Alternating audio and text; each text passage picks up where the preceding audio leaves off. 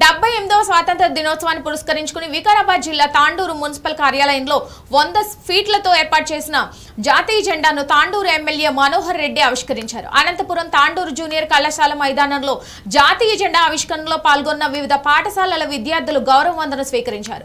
ఈ సందర్భంగా ఎమ్మెల్యే మనోహర్ రెడ్డి మాట్లాడుతూ తెల్లదొర్ల పాలనకు చరమగీతం పాడుతూ 1947 ఆగస్టు 15వ తేదీన భరతమాత స్వేచ్ఛా వాయువును పీల్చిందని, ఈ రోజున ప్రతి ఒక్కరూ స్వేచ్ఛతో ఉన్నారంటే ఆనాటి ఘనత ప్రాణాలను పణంగా పెట్టిన సమరయోధులదని కొనియాడారు. శిలాఫలక కార్యక్రమం ఆవిష్కరణ ఇప్పుడే జరిగింది.